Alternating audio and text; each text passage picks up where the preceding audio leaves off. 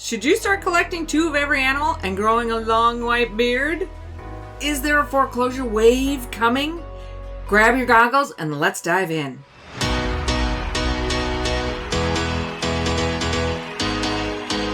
I'm Caroline Reed with The Real Deal, where we give you the clarity and the confidence that you need to make the right real estate decisions for you.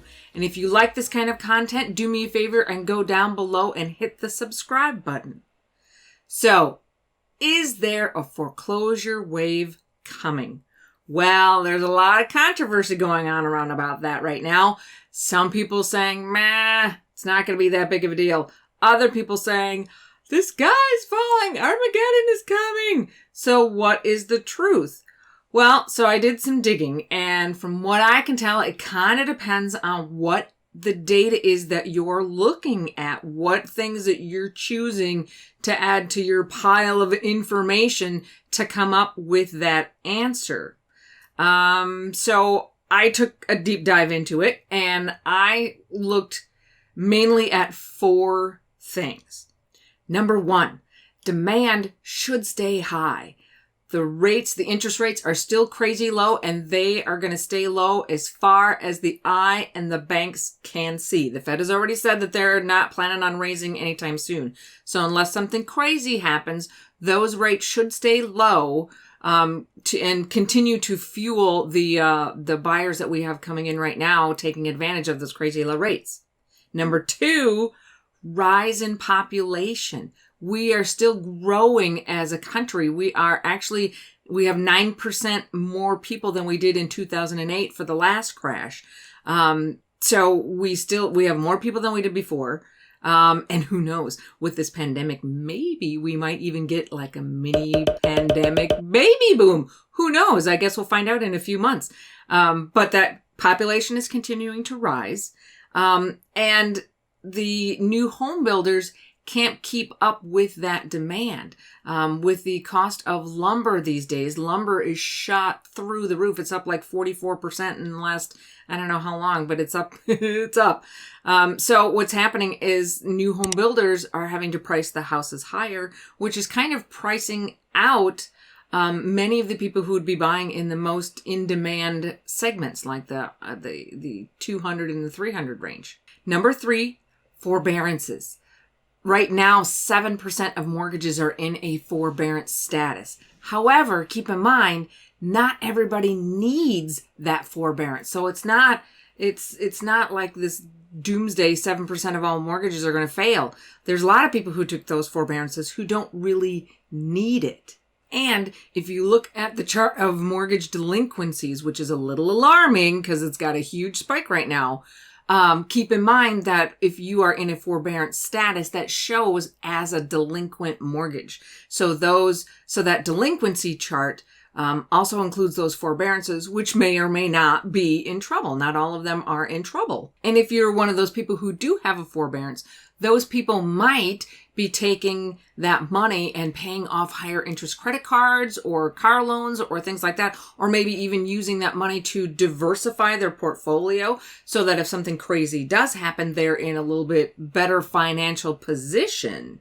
And unemployment is still there. It's still a thing, but it is down 60% from what it was at its peak of the pandemic back in April and May. So we've made it over halfway back to where we were before. Now, those forbearances, that was exactly the point of those forbearances, was to give people some breathing room so that they could get their house in order while all of this craziness is going on. So they're doing exactly what they're supposed to do. They're giving those people who are unemployed some breathing room. So it stands to reason that in the next few months, some of those people will be going back to work and will be able to resume their mortgage as usual before all of this hit.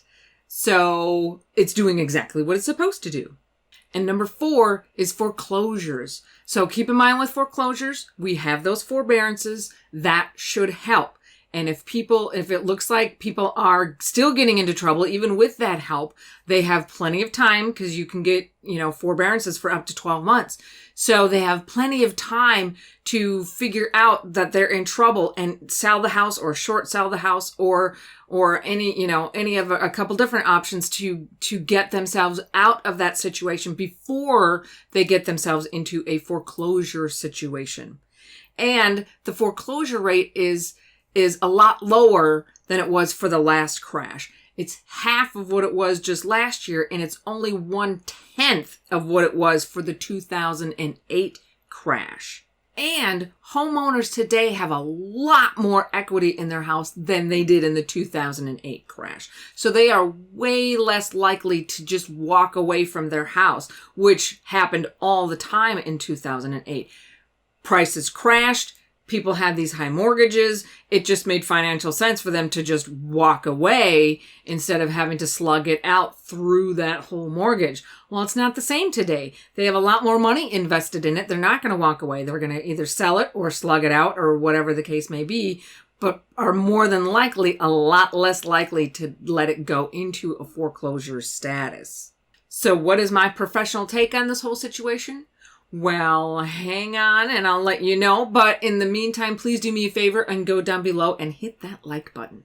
So in my opinion, and this is just my opinion, I say no. I don't think a wave is coming. Because of the reasons that I just said before. It's an entirely different landscape, if you will, than it was in 2008 for the last big crash that we had. Things are different now.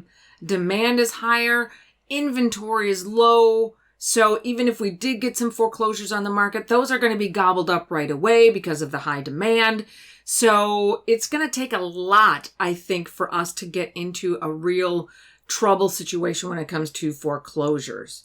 With that being said, there will be things that I will be watching in the future to see if we stay on that track or if I need to change my opinion and admit that there is one coming. I don't know, but I'm going to be watching a few things. I am going to be watching that mortgage delinquency rate. If that keeps going higher and higher and higher, that means more people are getting in trouble.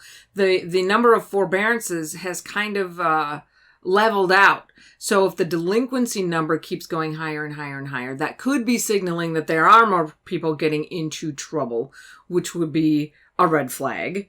And I'll be watching the unemployment number. It's slowly getting back to where it was before, but should that change course and things go awry, that also is going to be a flag. I'll also be watching evictions.